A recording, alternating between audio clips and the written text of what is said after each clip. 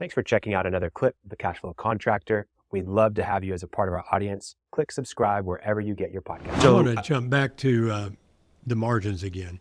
Okay. Yeah, go ahead. So courage to take pricing 20%, then another one until you got a slight decline. And that's half of it. Okay. If you want to increase margins, you increase the revenue and you decrease the variable costs. Mm-hmm. You also took some really important action in reducing your variable costs. Can you talk about that? Your program with the guys? Yeah. So one of the things Martin helped us realize is that most of our most expensive, like any service company, it was labor. That was one of the most expensive things that we were doing.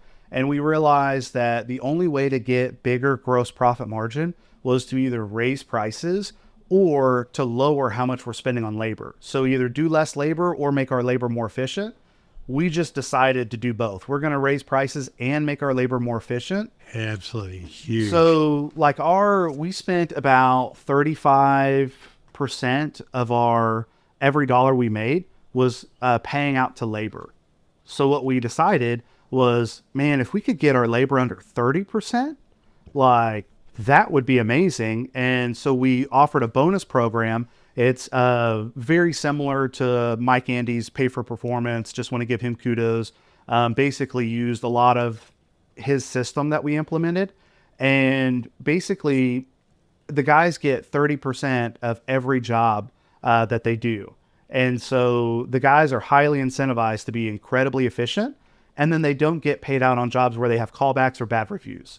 So it not only made the guys incredibly efficient, where they would get the jobs done a lot early. They were way more intentional about their time on the job sites. They would pack in other jobs at the end of the day if they were done early. They didn't stop at gas stations anymore. We got bulk fueling on site because they didn't even want to spend time at a gas station anymore. They thought through their day, and anytime they had an opportunity to split up into different crews to be more efficient, they did that on their own. Like, it really opened up the employees to have way more say in how much they made. And the crazy thing is we're paying out less money per job on labor than we ever had, and they are making more money than they've ever had on an hourly rate. Yeah. So, and it's their choice. Yeah. The job that you guys did, I guess it was early August, late July, something like that at this point. But it was basically an all-day job, massive work, lots of people there, 2 different spider lifts and all sorts of stuff going on.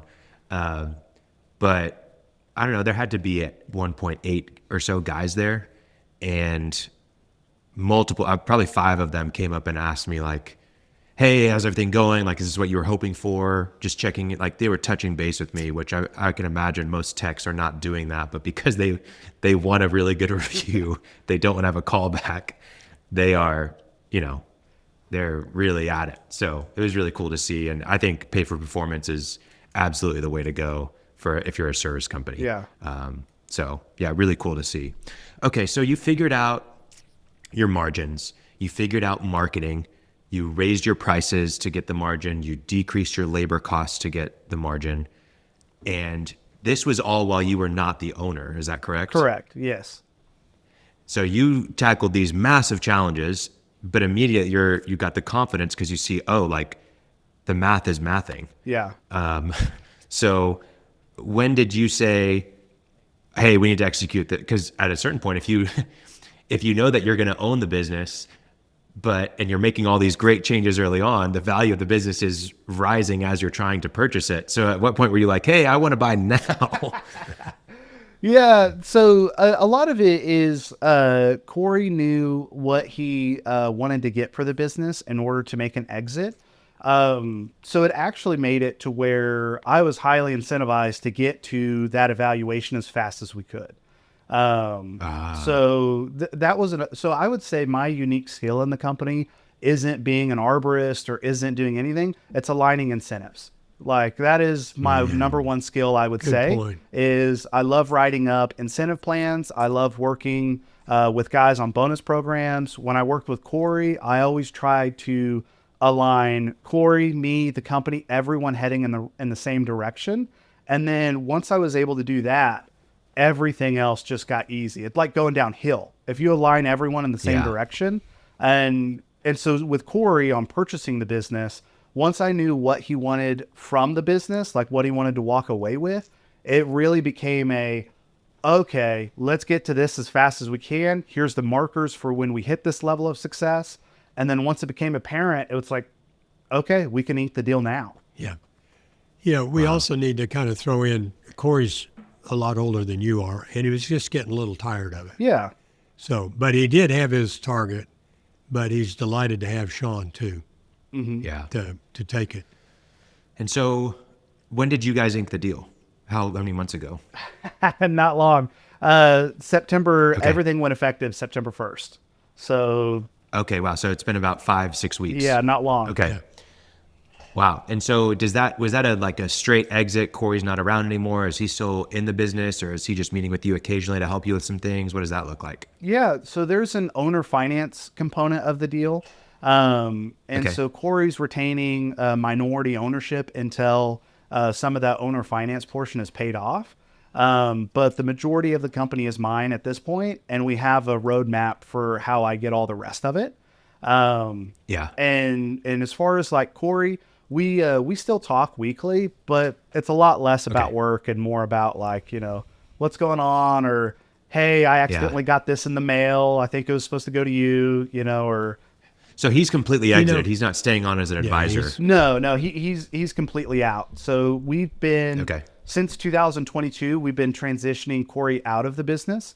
One avenue at a time. And then the biggest thing that Corey did was sales. We fully transitioned him out of sales in the beginning of 2025. Yeah. Wonderful. It's jumping around. I want to get back to the finance stuff and how you increase the profitability. It's all amazing. But in passing, we have to say that you had an attorney in this deal and Corey did. Yep. They know each other. They love each other. But if you're going to do this kind of stuff, you need an attorney, right, that wrote up the deal and created the structure, and you have documents. You both have documents. Yeah. So it's so Corey and I, we both always knew that we were going to get lawyers involved to ink it out. We did initial conversations, and then we actually sat down at his kitchen table and actually hammered out like the amount, what we wanted the deal to look like. And we got through a lot of the hard questions right there in that meeting. Like, if this happens, what do we do this? And it almost felt like signing a prenup with your boss. So weird, but but once we had the deal on paper between us, then we took that to our lawyers and was like, here's the deal that we wanted. Here's the deal we agree on, just make it legalese. Thanks for checking out a clip from the Cashflow Contractor. We have full episodes where we go deep on topics that help you grow a construction business that runs without you, so you can have less stress, more time, more money. Now, we've got other videos, other clips, but if you want to check out the full episode for this clip, you can click wherever our editor put it. It might be here, might be there, might be over my face, I don't know. But thank you for checking us out. We'd love to have you as a part of our audience. So subscribe or check out a full episode wherever you get podcasts.